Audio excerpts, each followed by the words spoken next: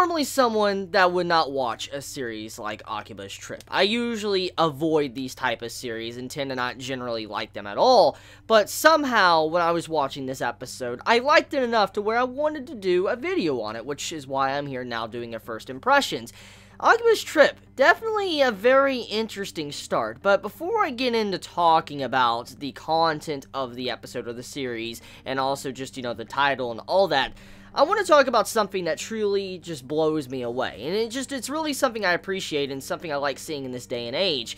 It is dubs. If you are unaware, Akiba's Trip has already gotten an English dub. You can go out of your way to watch the English, dub, or you can watch the Japanese, the English sub with it. It's really strange how this series just came out today, and under 30 minutes after it came out, there is an English dub release on Funimation. That is just crazy. I mean, you go back about a couple years, we never saw something like this. We never saw series getting translated into English right off the bat. Like, as soon as the series came out, we had an English episode. That never happened. That was not something that normally happened, and I mean, usually we'd have to wait for translations maybe for up to 6 months to maybe an entire year, or maybe even longer, just to have a show that we really love to see, like that was in Japanese with English subtitles, maybe on Crunchyroll or Funimation. Usually we would have to wait an entire year maybe to get that in English dub, and I mean, I'm not normally one that likes watching English dubs. I don't, but there is a lot of anime fans out there that love watching English dubs of their different series, and I mean, it's really nice to see that there's another option available for those that like dubs. They don't need to wait an entire year to actually see a dub version. They can actually watch it soon as the series airing alongside of the Japanese version. And so it's just something I really want to take, the time to talk about and just appreciate how, we're getting series nowadays with English dubs and stuff, especially this series. Even though this is not the best series I've ever seen, I'm just going to be point blank here. It is not my favorite series I've ever seen. It's not the best series, and it's most likely not going to be the best series of, Winter of Anime 2017, it's still great to see an anime translated into English. It's something I love seeing, and how Funimation continues to do this with a lot of different series and stuff. I just continuously want to see more stuff like this for other series in the future. Now, with that being said, let's talk about the, show in general. So, Akiba's Trip, or what I would like to call it, is Akiba's Strip, because if you actually watch the episode, you'll know why I want to call it Akiba's Strip. I see what they did there with that title. If they just pushed the S away from Akiba and put it onto Trip, it is Akiba Strip. And the content of, this first episode, it did have a lot of fan service. And like I said when I started this video, normally I'm not someone that likes these type of anime. I'm just not that type of person.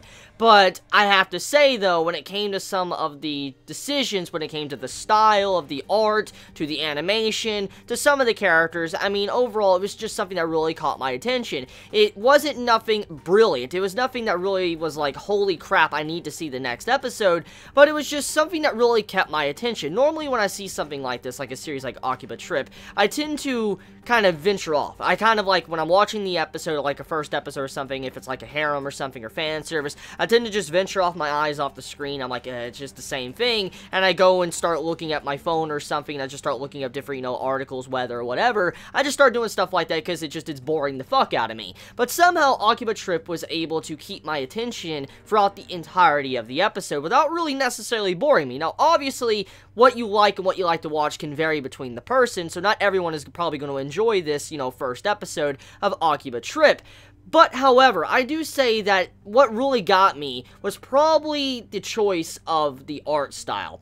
And I feel like I'm not going to be the only one to say this, but when I was watching this, first episode of Akiba Trip, it reminded me of Trigger. If you've ever seen anything from Studio Trigger, you most likely can agree with me and say that a lot of the art style, like, throughout this episode, reminded me of some stuff from maybe, like, Studio Trigger, what they've done with Kill la Kill. And when I was watching this episode, I was like, whoa, is Studio Trigger actually doing this? But then I found out it was Gonzo. I'm like, okay, so I really thought it was actually Trigger that was working on, the anime just because of the way the art style was done. And I mean, the art style was one of the big things that got me, but then the characters as well. Overall, the characters aren't nothing original, like they're nothing that really I haven't seen done before, but it's just the way they're presented with the way the personality is done, to also the designs in general. I mean, you have some of the designs that look very, standard, but I feel like it comes down to some of the attire that they wear that really makes them stand out, like to the Chinese outfit we saw, to, you know, how the main character's outfit is, to the one of the other main female characters' outfits, to, you know, the Emoto seeing the little sister's outfit with the little hat.